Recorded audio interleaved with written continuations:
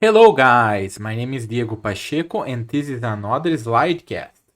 So today we're gonna have the part 3 of the series Management Doing the Non-Obvious. So that's the third and final part. Each of this series I presented 20 books. So in total we're gonna have 60 books cover over 3 videos. So if you didn't watch part 1 and 2, I recommend you take a look there. So probably gonna get some insights and maybe some good book recommendations. All right. So I will continue to talk about culture, teams, management, culture, change, lean and agile. I will try to connect all books as much as I can, and hopefully we're gonna be talking about some non-obvious and non-traditional things. So without further ado, let's get started with the slide cast. Right. So one thing you might find in common that every series in this lightcast, I always start talking about complexity, and it's not by accident that I keep saying that. We need to learn how to deal with complexity. It's super important to understand, to be complexity aware, and because we often dealing with complex systems, and complex systems, they have complex feedback loops, they have reinforcement loops, they have some things called some stuff called leverage. And I highly recommend this book, Thinking in Systems by Donella Meadows. Is It's a book that's really really good about system thinking and biology and ecosystems and systems in general.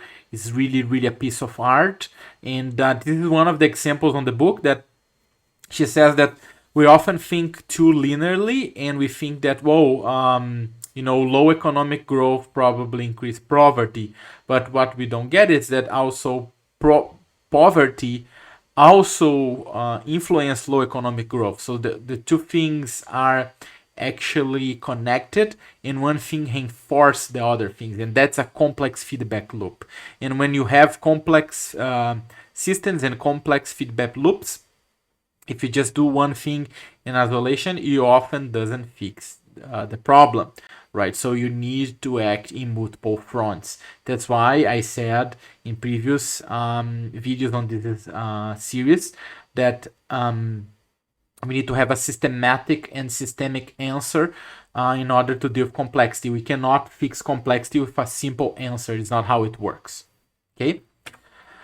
One other important thing to say, and this is gonna get from one of the very classical Lean books called The Goal by the professor, the Doctor Goldratt, and basically on the Goal book, which is like a very old sort of a Phoenix project.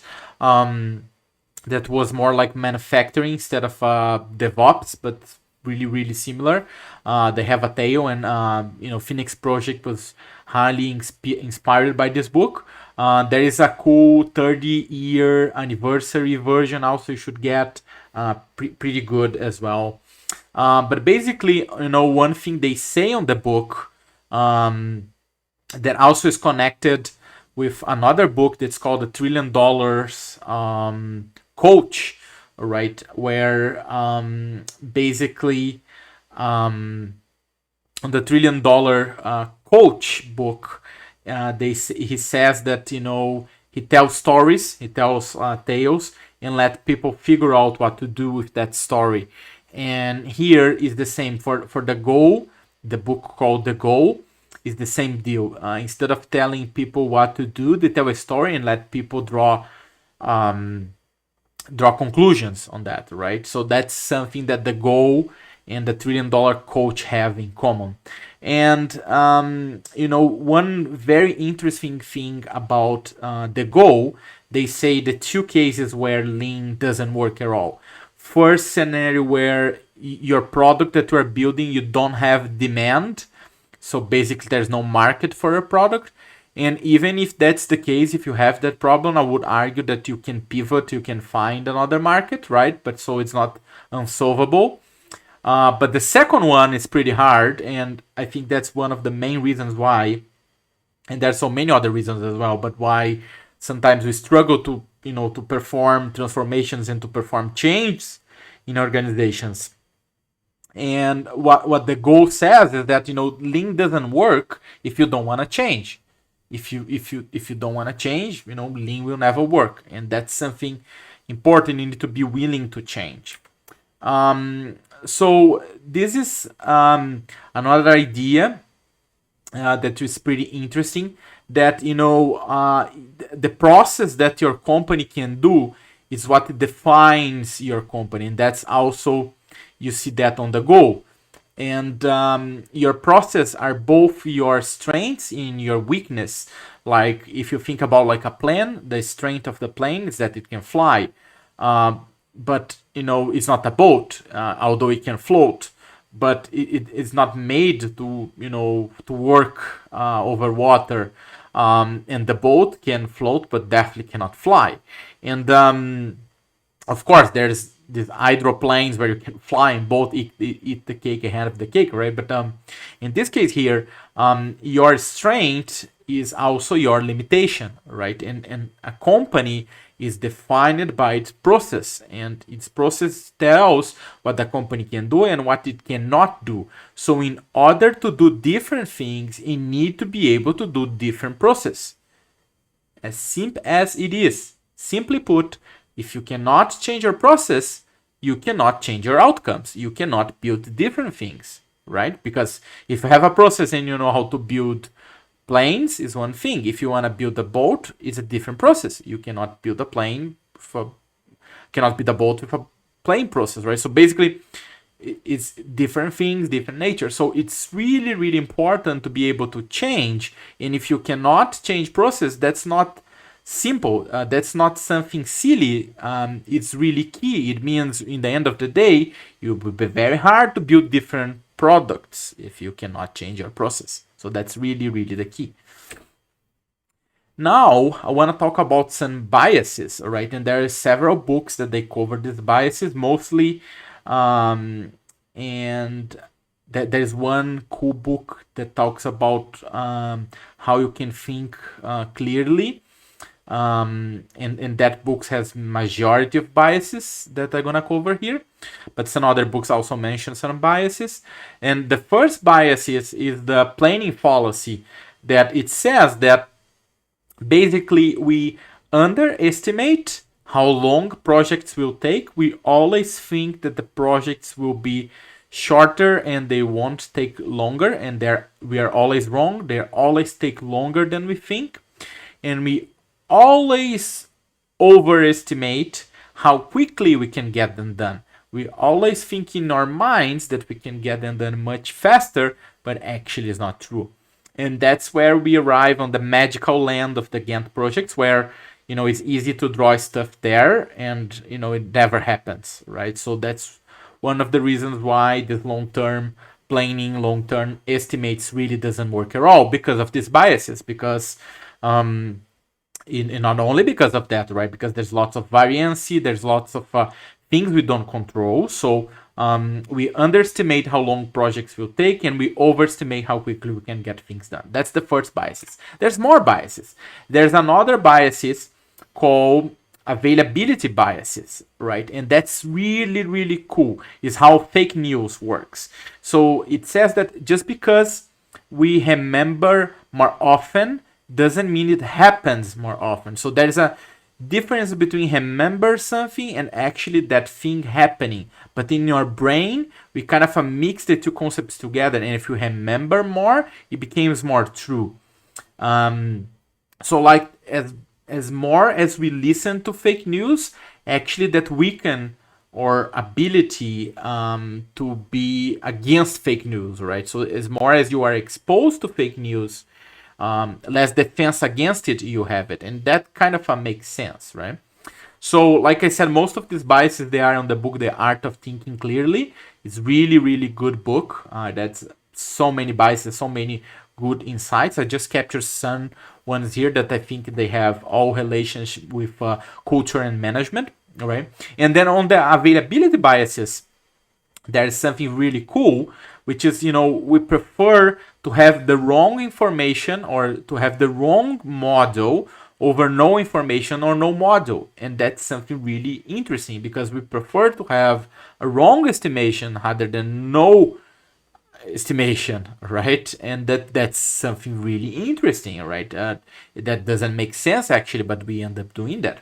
And that is actually connected with another biases called action biases, that we are always focused toward action. So these biases work, in the way that we have this idea that doing something or moving is better than waiting or thinking. All right, so our society thinks, if you are not doing anything, if you are delaying, that's a bad thing. All right, we should be jumping right away and doing things. And it's cool that this bias also remind me about one particular lean principle, which is decide as late as possible, where if you decide as late as possible, you end up having more information and end up taking the best decision. But that's really not obvious because we want to decide as fast as we can, we want to move as fast as you can, and actually sort of the other way around, right? The second player to move has an enormous advantage over the first player, right? So it's very interesting bias, and this bias is connected with the availability biases and also connected with the planning biases. So another biases, which is really interesting, is called IKEA effect or effort justification. So in IKEA, basically you buy furniture and you assemble yourself, all right? And this whole idea that, because we spent a lot of time doing something, right? We have this exaggeratedly high value and attachment to things we build or products or process or software, and it doesn't matter the quality or the end result. Just because we spend so much time on it, then we kind of overvalue that. And the author says that happens as MBAs, right? That happens with MBAs, and also that remind me Agile, like more than 20 years ago, there was there still is, right? But there was this anti-pattern called "We Are Special," where companies often said that, oh, this doesn't work here because my business is different, or I'm not Facebook, I'm not Google, and my problem is different, my people is different, this is a different country, and I am unique, right? And this doesn't apply to me, and that's like not the case, right? So it's like this bias also is connected with another biases that I mentioned in my previous video about the sunk cost effect, right? So that's something that affects us as well. There's another one called season and freezing, where we also favor the comfort zone over the conviction over doubt, right? So basically, we don't want to have doubt, we don't want to have unknowns. So we end up just focusing on what we know, the tools we know, the process we know, the ways we know. And that's problematic because we end up not growing. In order to grow, we need to go out of the comfort zone. Nothing grows in the comfort zone. So we need to be able to work with tools we don't know, process we don't know, and that's where you're going to get innovation. So it's really important to be out of the comfort zone. So this bias is really interesting, but this particular one effect that happens is often that we kind of shield ourselves against news or information or knowledge that we basically don't want to hear. We kind of a shoot down. We enter in denial, and then we start to denying reality and denying good stuff. And this picture here, it emphasizes this, right? There's some bad stuff happening, but there's much more good stuff that could happen, and we cannot just see it. We can't see it. We get blind. We just focus on the bad things because that's what we know. That's how we always roll, all right? So we can't let it go. And we end up losing a lot of opportunity, right? Because it's hard to detach from what we know from our comfort zone. We became zealots, we became guardians, and that's really problematic, right? So basically, you want to be aware of this bias because you don't want to do that. And companies do that a lot.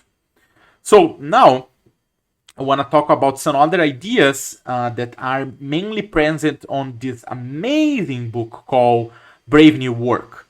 And basically what they say is that work doesn't work anymore, right? And there's no way you can state the difference between sabotage and modern work because they look exactly the same. Let that sink in for a moment. Think about that. Sabotage and modern work being exactly the same, right? And on the book, they tell a funny story about they doing some sort of a napkin math on a restaurant, and they realized they were spending like $3 million in meetings.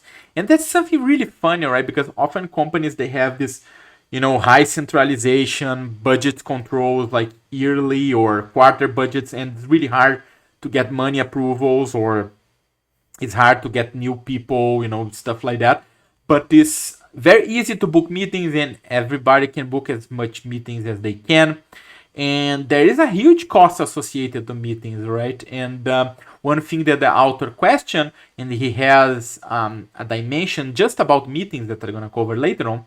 But basically, he says that we shouldn't be doing these meetings, and he has some advices how we can kill meetings, pretty much, right? Because literally, there's a lot of waste in meetings.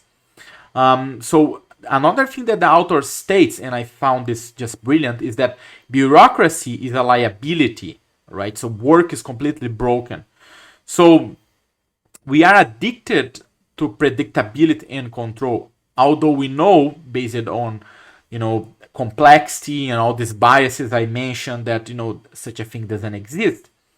And one of the devices the author basically says, is, we should cancel all our meetings for 2 weeks and see what happens, right? And then as we miss the meetings, we slowly add them back. So that's a very interesting approach. And bottom line, overly, the book is really cool. It talks about so many dimensions. I think there's 12, I guess. But the overall bottom line is something I sympathize a lot, which is people positive, all right? So care about people, care about diversity, but also be complexity aware. And all in this series, you keep saying me talking about complexity from several different angles. And I like this book as well because also goes there and talks about that you need to be complexity aware. You need to stop trying to have simple answer for complex problems.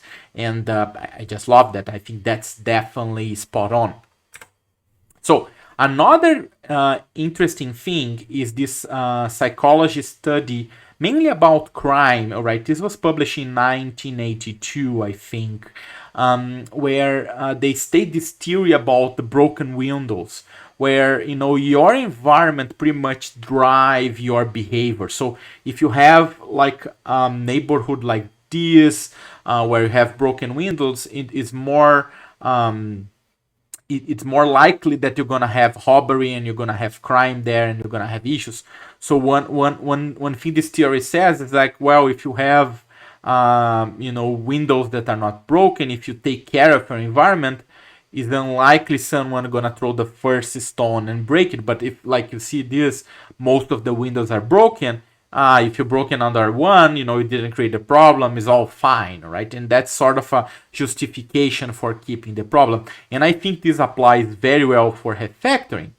We let code bases get into a point where they don't work anymore. We have a completely wrong design, completely wrong mapping sense of the domain.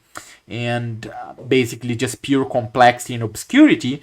And we don't have factor, right? Because it's gonna take a long time and it's legacy anyway. And who fix legacy, right? Why should we fix legacy, right? So people just justify that, and because legacy systems often are broken and wrong, and everybody get promotions, everybody move on, right? So that's the next guy problem, right? So but on this line, there's another very interesting book called Talking to Strangers, where they say that you cannot fix problems we refuse to notice. So we need to notice the problems. And Trillion Dollar Coach, and also some things on the Brazilian culture, we talk about making problems being visible, and I'm gonna talk more about that later on. So I just want to say that I like this a lot because I think it has lots of a relationship with refactoring, but also with process. If you think about it, right? If your process are in one way, your process is broken, right? If you think about lean has this thing called the 5 S's, right? Where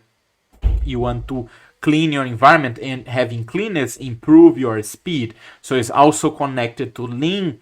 And broken windows not necessarily means windows, right? Could be something else that you have that is like end up influencing your behavior. And I think one interesting here that I can connect actually with a previous videos, I think was the first one when I was talking about the upstream, where they also talk about this tunneling effect, where we kind of get blind, right? And focus is this double edge sword, where we just look forward and we cannot see lateral anymore, right? And when we got in this tunneling effect, that we are in a tunnel, and then because we are in the tunnel, right, we kind of justify things. That's reality, it needs to be realistic. I cannot change that because it's too hard. It's like fighting cancer, right? I will not cure it, so I can't end poverty, so I'm gonna let it be. And then people justify it, right? And life goes on, right? And that's sort of the problem, right? We are not noticing the problem. We are easily ignoring the problem. It's very easy to ignore the problem, right? And just let it there, and it gets worse. Actually, it gets much worse. So the next thing that's also related to that is this interesting Seneca quote that says that part of the cure is that you need to have the wish to be cured. If you don't want it to be cured, you won't be cured, right? And I think that has lot of relationship with this broken window theory, and also with this previous comment I made about the Go book, where they talk about that if you don't want to change, lean will not work, right? And again, here we see from a different perspective, from a philosopher saying the same idea, that part of the cure is to have the wish to be cured. If you don't have the wish to be cured, if you don't admit things are broken and wrong, nothing can happen, right? So now I'm gonna talk about this book called Radical Candor, which is a really nice book, and also similar ideas we see on a $1 Trillion Coach. That's the story of Bill Campbell. And Bill Campbell was like famous Silicon Valley coach. He coached like guys in Google, in so many tech companies in the valley, and Apple and other companies there. And basically he was famous for not being paid. He was doing that for helping people, right? And it's nuts, the number of people he helped. And basically there's the similar ideas where what you want to do is something very non-obvious, which is you want to care about people. And if you think about the Brave New Work book that I was mentioned before, where they talk about that you want to be people positive, right? For me, it's the same idea. If you think about modern Agile, they also have similar thinking that, you want to make people awesome. So it's always caring about people, right? So you care personally about someone, but also you are demanding, you are challenged directly. And if you combine both things, you are fine. But for instance, if you just challenge directly and you don't care, probably you're gonna be obnoxious and aggressive, and you're gonna be a bad job, right? And if you just, really don't challenge people, and you're not directly challenging, and you really don't care, you probably are unsincere and manipulative and playing politics, right? Or if you care but you are in silence, probably you are lacking empathy, and that's still not one to go, right? Because basically whatever left sides here, you're gonna have low performance, and then the top on the right side, the bottom one, you're gonna have rock stars, but if you can care personally and challenge directly, you're gonna have superstars, and that's where you want to focus. And I always believe on that you should care about people, you should have connections, but at the same time be demanding and be hardworking, right? I definitely believe in. And here we have two books going exactly on the same direction. So there is this I think 5-book series about Nassim Taleb, where they're really good. At least 4 of them. One is so. And I think this is the last one where he talks about skin in the game, right? And there's some interesting things there. The first thing is, like, he call it via negativa, which means like we can know what's wrong. For us, it's much easier to know what's wrong rather than know what's right. It's really hard for us to know what's right, but it's not that hard to know what's wrong.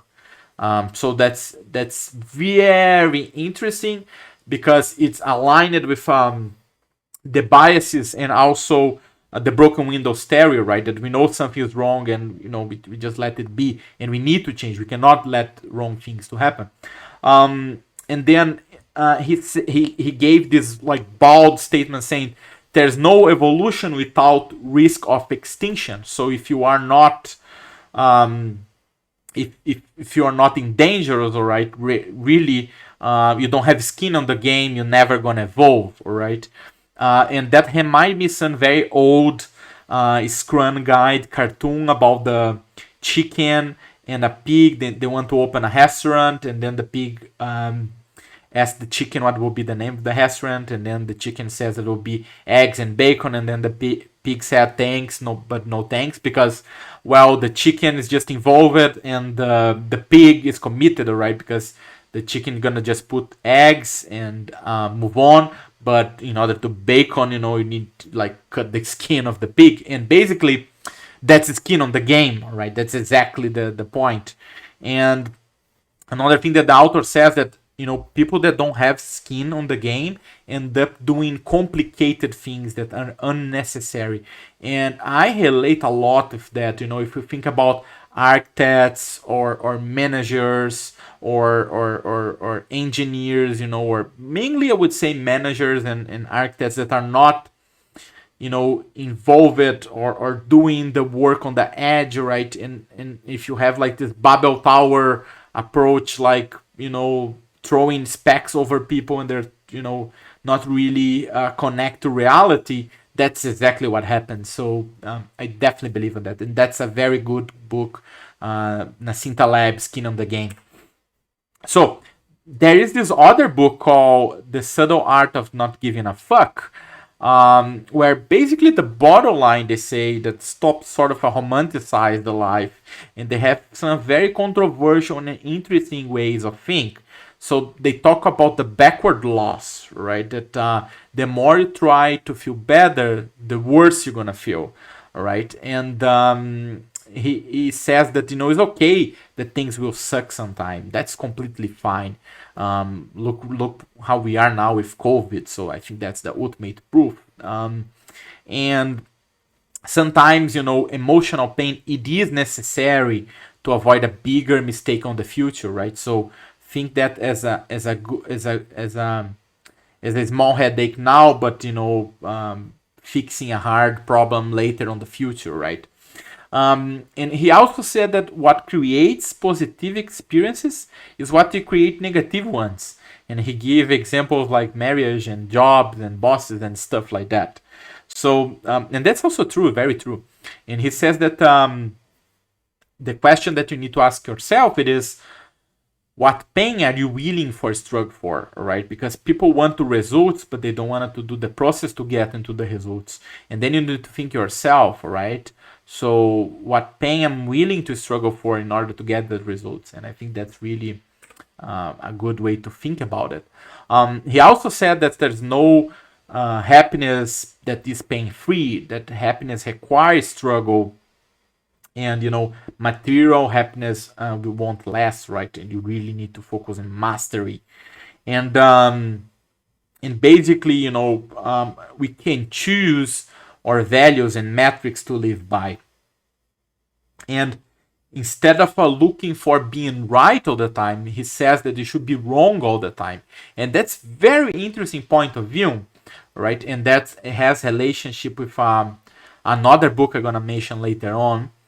But basically, he says that when you are wrong, you open the possibility to change. When you are wrong, it opens the possibility to learn. When you are right, there's nothing more for you to learn. So that reminds me very like this beginner mindset, right? That to have like student mindset, always open to learn. And I think that's really spot on to the point. So then there's this other book, since we're talking about feelings, and then we are more in like coaching field. There's this book called Emotional Agility, where the author talk about these two ways people end up dealing with emotionals, and they're both like anti-patterns. It's called brood and bottle. And a brood, it says that you sort of obsessively think about it. You cannot let it go. You keep thinking about it, and you can focus on anything else. You just think about that. Sometimes I feel like I do that.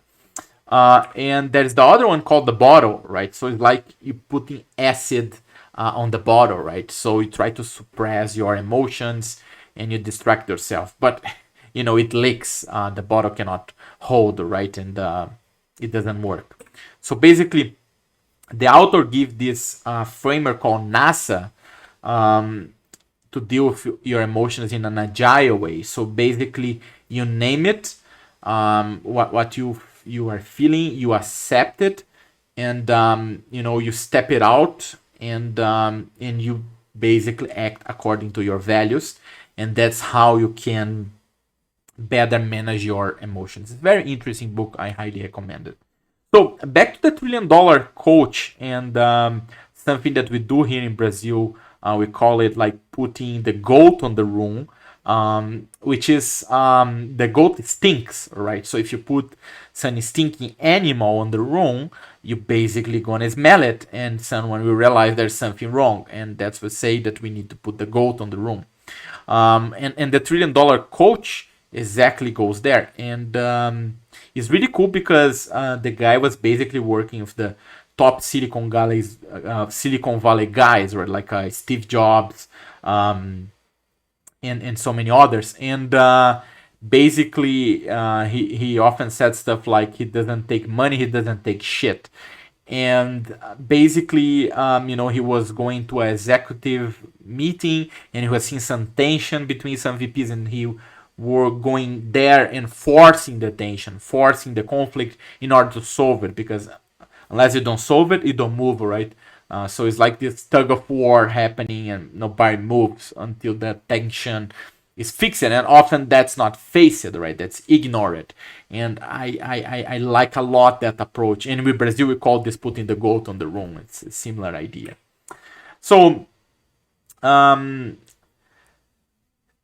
there is another book, not on the $1 trillion coach, right? But where it talks about like debates, and talk about how you can be more humble, and how you can rethink things and be able to be listening to different perspectives, right? And that opening your minds, and you get more insights. And then he was saying stuff like, if you want to require proof, that's going to be the enemy of progress, right? Because if you're going to do something that nobody did, there's no proof, because nobody did it. So you cannot require proof. That cannot be the measure, right? So it's really like a faith leap. And Lean Startup talks about that a lot, right? So that's why companies like Amazon have this idea of disagree and commit, right? And in Amazon, they say have a backbone, right? Disagree and commit. The dangers of shutting down debate, and how leaders encourage healthy conflict, right? And basically, that's exactly the same thing here. So this book I was talking before is this book called Think Again by Adam Grant. It's really interesting. It talks about debates a lot. And there's this other book on the Nassim Taleb series called Black Swan.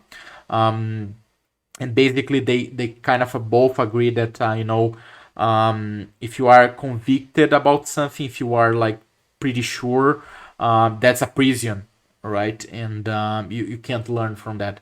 And Nassim Taleb on Black Swan talks about this idea of an anti-library, right? So let's say if you have 6 books and you read all the 6 books, the values of these books are pretty much zero because it's just boosting your ego because there's nothing more to learn. But if you read just one and you have 5, you still have lots of value there.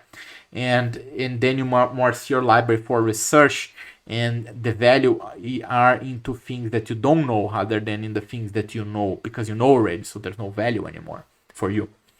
And then Adam Grant on Think Again, right, that was mentioning on this slide here, basically have this definition of an argument bully, right? Someone that can win a discussion and just beat you down with argument and logic, and that's very Schopenhauer thing to do. That's really great to shoot down a conversation, right? That if you don't want to explore and innovate, that's the thing to do, and you shouldn't do that.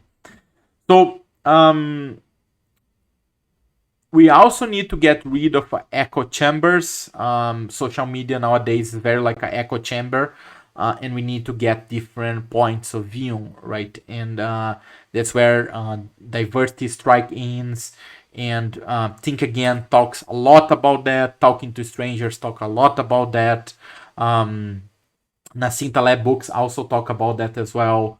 And some authors believe that books are like the ultimate freedom, because if you get anything from social media or from ads, you sort of have a strongest biases because someone is trying to sell you something, and books in theory they're not trying to sell you anything. So that's where you can better understand the world, right? And some authors even say that watching news is like sugar for the body, right? It just hurt you. You should stop watching news. That's not good for your brain, and you should actually read books instead of watching news. That's interesting point of view. So now on this book called Blue Ocean, I want to talk 2 things, and I think they're sort of interesting for the moment that we're living, like this pandemic moment. All right. So on Blue Ocean, they talk about the tipping point and what leaders can do. Is like, when there's scarcity of resources, rather than asking for more, I often ask for more, but you don't get it. You try to get more value from the resources that you have, and that's the classical less is more and more is less. And in the same line, they give like 3 tips that you can do in order to better management your strategies and towards like Blue Ocean. And they say that you should be focused on hotspots rather than cold spots, and then there's horse trading like 6 for half dozen, right? And the hotspots are where you have low resources and you have high performance gain. In cold spots is where you have high resources but low performance gains, and over time you want to switch your cold spots for hot spots. And that's interesting tip, especially on the COVID moment we live. I also have some critical thinking here that I definitely see that, and I think it makes sense if you think about the management point of view and performance, but I don't know how people see a factor on this equation or even technical depth, right? Because if you might see that does improve your performance gains on a short term, right? So it could be a cold spot by someone, then I don't know if I like this or not. But anyway, if I try to remove my technical depth and factor feelings here, I definitely agree, and I think that's a good idea. So the other thing I want to say, right, and I think that's important for managers, often I don't think they understand this or they don't care, is this idea of orthogonality, right? And it's a math concept, but long story short, is about to have isolation, right? And you need to understand when you are dealing with isolate systems and when you are not, because when you have isolation, then you can have some specific thing topology and architecture, and you can abstract things with service and be happy and it's all good. But when you don't have that, you need much more coordination, and you really need to watch it, because any change literally can break the whole system, right? So management needs to be aware about this property so they know how to handle things. For instance, when you have lower orthogonality, you might need to do this with a different way. Either you have sort of a PMO, kind of a managing external teams and coordinating the whole thing. That's like the traditional way to do. A more like a modern agile way to do that could be within swarm boards, or if you are more lean as well, Kanban also sort of go there with the swarm boards. But Aaron Dignan from the Brave New Work also has some say on that direction with his canvas that I'm gonna comment later on. But it's important to realize that, right? Because not all systems are equals, and you need to know if you're dealing with orthogonal system or not, because then the level of coordination and isolation will change the game, and the care and review that you need to apply is completely different. So this is really a big deal in engineering management.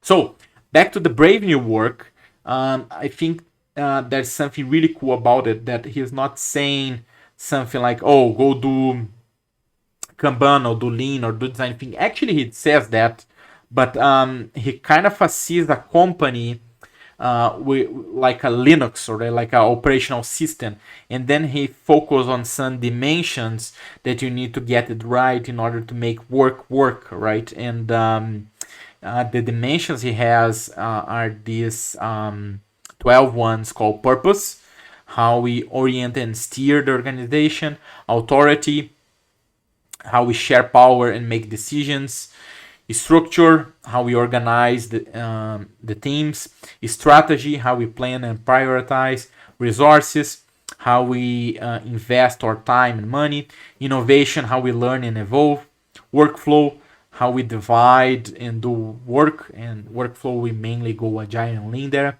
meetings, a very interesting one, I guess, because the waste is massive there. He has some very interesting insights on that direction.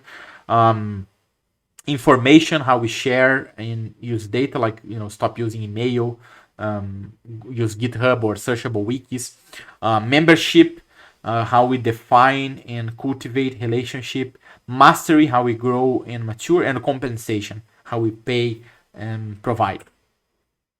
So Aaron Dignan and also Clayton Christensen in the Innovator's Dilemma, they both talk about this thing called red teams, and you should have at least one red team. And the red team, it sounds like a security thing, but it's from military.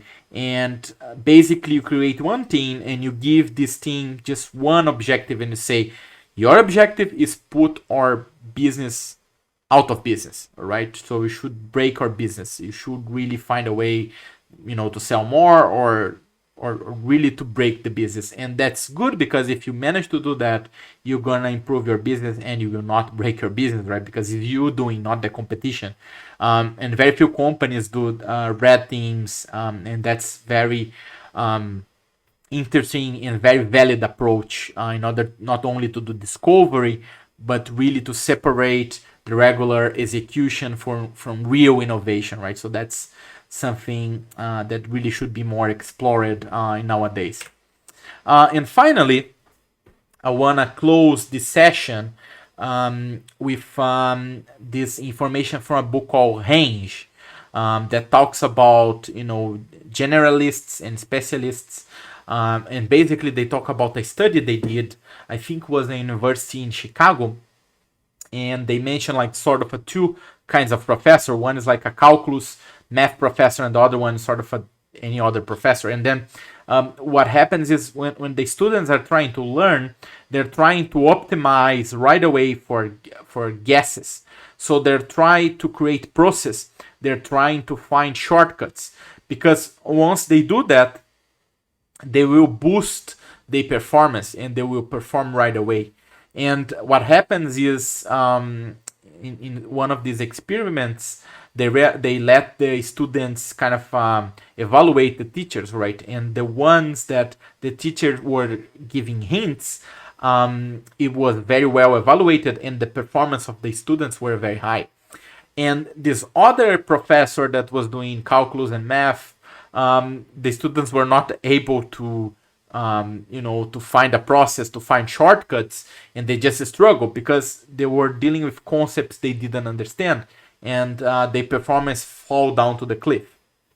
But this study proved that you're basically punishing the teacher that's doing calculus, right? Because it's really you have lower grades and more people not being able to pass that, and the other one is actually doing great, right? No, there's a twist. What they realize in a long run, the students that went bad in calculus, they end up doing much better later on in the future, and the ones that were doing very good on the beginning went bad on the long run. And what that proves is that sometimes you need to slow down your learning, and that's some very interesting concept in the days that we live in, social media and everything, where you need to slow down. And the reason that you need to slow down is because you need to learn how to internalize and how to rationalize some concepts. Before you understand that concepts, you cannot move on. You cannot try to guess answers. You cannot try to find shortcuts. You cannot worry about performance, because if you just worry about performance, you're gonna game it. And if you game it, you're gonna have this false illusion of performance. In the long run, you're not learning, you're gonna do poor. So actually what happens is you need to destroy your performance. It needs to be sluggish, because then you are learning and you are getting that concept. As you get that concepts, then later on you're gonna kill it, right? And that reminds me, there is a shrink called Virginia Satir from the 50s, that she talks about change model, and on the beginning the performance fall down to the cliff, and as the practice kick in over time, the performance improves, but it's not something linear. It goes back and forth, up and down, right? So it's exactly the same idea, right? So you really need to slow down your learning. This book range is really cool. It talks about some latecomers, like athletes that became top performers and they start very late, and they say how much is important to delay decisions. That's aligned with Lean Principle and other books I mentioned here before. And we often have these ideas that we just care about performance, right? But actually there's two variables. There is performance, but it is understanding of models. There is concepts understanding. And if you just look performance, right, that might drive you very well in short term, but a long term you might sink.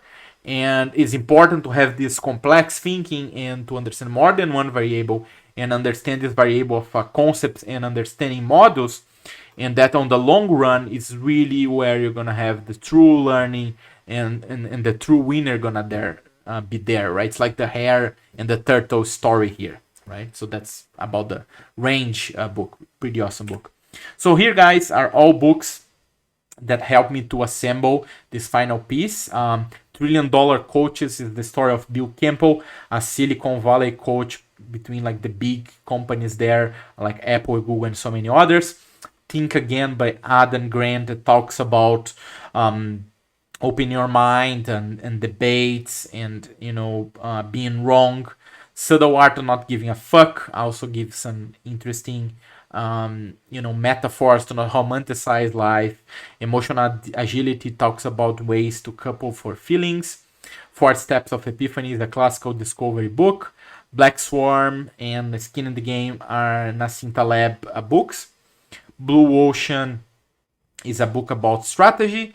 Pragmatic Programmer is a classical book about engineering. There's the 20th anniversary edition. They also talk about orthogonality, I mentioned. Thinking in Systems by Donella Meadows is the best book about system thinking. Fooled by Randomness is another book by Nassim Nicholas Taleb.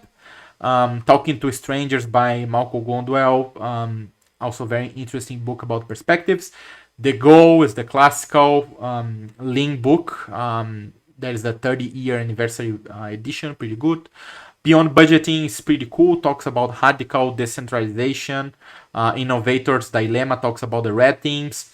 The Art of Thinking Clearly mainly talks about lots of cognitive biases. Is really, really cool book. Brave New Work, amazing book, talks about the OS Canvas, Team Charter, so many other things like killing meetings, the cost of meetings. Range is the book I mentioned about this study that you need focus in understanding concept and slow down your learning, not only thinking in performance. Radical Candor talks about caring about people being pushy and demanding. And Lean Change Management talks about change and lean, right? So these are the books. I hope you guys liked the series. See you next time. Take care. Cheers.